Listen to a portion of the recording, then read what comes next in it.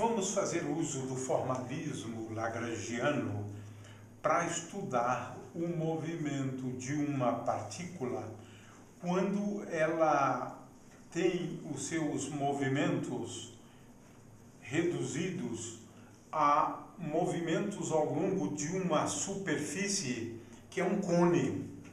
Isso mesmo, uma superfície cônica.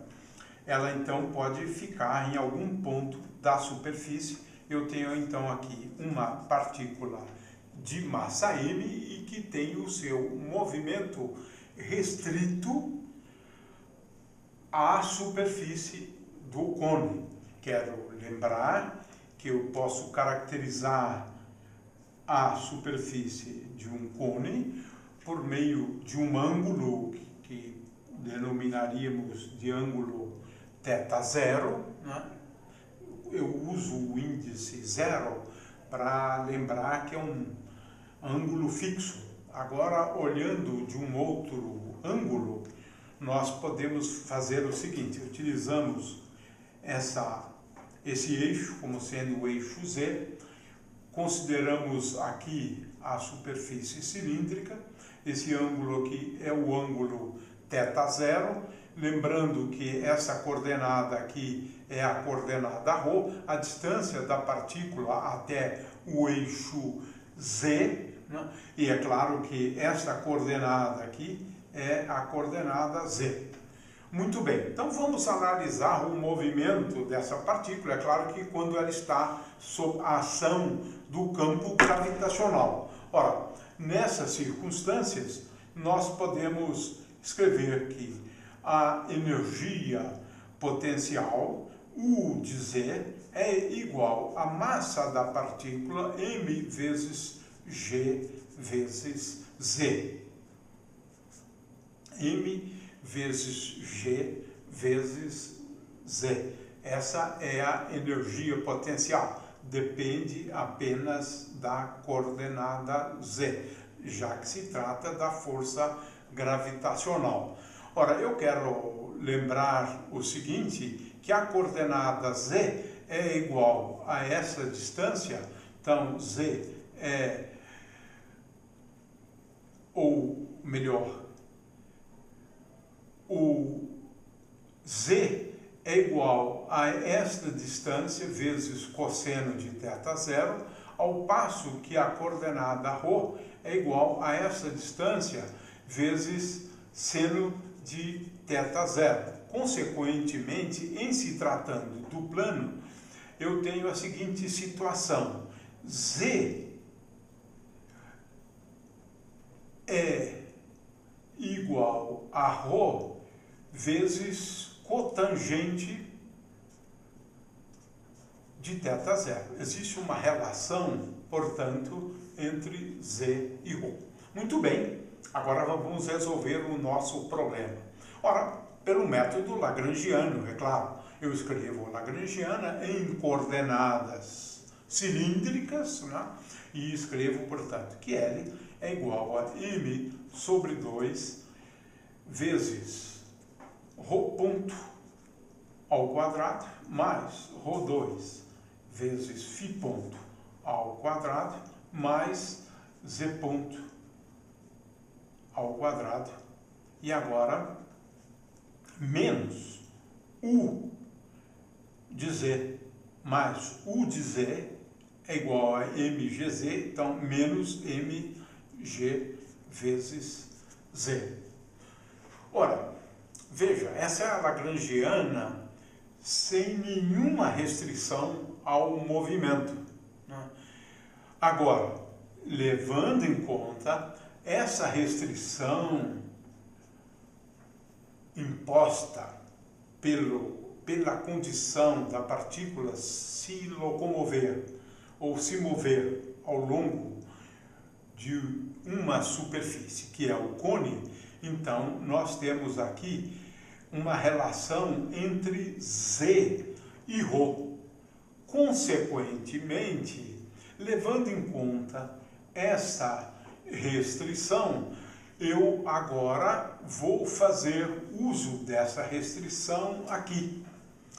Consequentemente, Z, que está aqui, é igual a ρ vezes cotangente de θ0. Ora, isso posto, eu posso agora escrever a lagrangiana inteiramente em função de ρ ponto. Então, eu tenho ρ ponto ao quadrado vezes 1 mais Z ponto é igual a ρ ponto vezes cotangente de θ0 mais cotangente de θ0 ao quadrado mais ρ2 vezes φ ponto ao quadrado menos mg vezes z, mas z é igual a ρ vezes cotangente de θ0. Está aí. Eu tenho agora uma lagrangiana só em função de duas variáveis, a variável ρ e a variável φ. Quais são as equações de movimento agora? Em primeiro lugar, tendo em vista que dl dφ é igual a zero, a primeira equação de movimento estipula que ddt de dl dφ ponto é igual a zero. Ora, dl dφ ponto é dado por m vezes ρ ao quadrado vezes φ ponto. Consequentemente, nós já sabemos disso, a primeira equação que nós estamos considerando, que é a equação para φ, ela me leva à seguinte conclusão: m vezes ρ2 vezes φ ponto é igual a uma constante que eu vou chamar de L0, está relacionado, como sabemos, ao momento angular.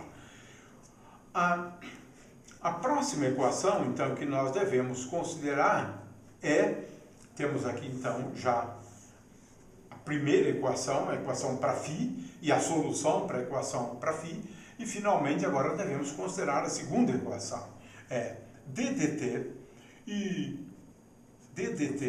de dl dρ ponto menos dl dρ é igual a zero. Ou, de outra forma, ddt de dl dρ ponto é igual a dl dρ.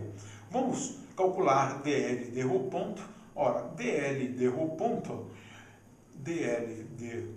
ponto é igual a m vezes 1 mais cotangente ao quadrado de θ0, que é uma constante, coloco aqui fora, vezes ρ ponto. Consequentemente, a derivada com respeito ao tempo de dl dρ ponto é simplesmente ρ2 pontos, né? Finalmente, eu tenho aqui dl dρ, mas dl dρ eu tenho, em primeiro lugar, que derivar esse primeiro termo, e derivando esse primeiro termo, eu tenho que dl dρ é igual a m vezes ρ vezes φ ponto ao quadrado. É o primeiro termo. E agora temos o segundo termo, que é menos m vezes g vezes cotangente de θ0. Então, esta é a derivada de L com respeito a ρ. Consequentemente, a segunda equação envolvendo a coordenada ρ, é m vezes 1 mais cotangente de θ0. Isso aqui ao quadrado, né?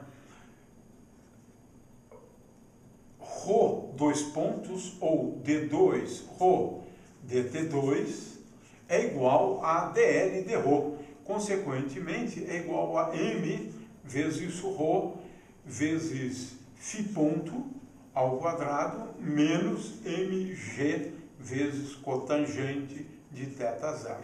Então temos aqui uma equação para ρ, mas veja que ela envolve φ ponto. Agora, a partir dessa equação aqui, eu posso escrever que φ ponto é igual a L0 dividido por m vezes ρ ao quadrado. E agora eu posso substituir esse φ ponto aqui. Ora, fazendo isso, o que eu tenho? M vezes, e agora 1 mais cotangente de θ0 ao quadrado, d2 ρ dt2, este é o termo envolvendo a segunda derivada, e agora aqui do outro lado eu tenho apenas termos que dependem de ρ. Em primeiro lugar, eu posso cancelar essas massas que estão aqui, cancelo então essas massas que estão aqui, e eu obtenho, portanto, 1 mais cotangente ao quadrado de θ0, d2ρ dt2, é igual a ρ vezes φ ponto ao quadrado. Então eu tenho ρ vezes φ ponto ao quadrado é dado por L0 sobre m vezes ρ ao quadrado, tudo isto aqui ao quadrado, que é o φ ponto ao quadrado, menos g vezes cotangente de θ0. Eu já cancelei o m. Portanto, eu tenho aqui uma equação para ρ. É uma equação apenas para ρ, porque eu fiz uso dessa equação aqui, né? E não é uma equação fácil de ser resolvida, mas, de qualquer maneira, dá para a gente ter uma ideia a respeito do movimento. A ideia aqui não é, muitas vezes, resolver o problema até o fim, que muitas vezes dá algum trabalho, mas apenas escrever as equações básicas.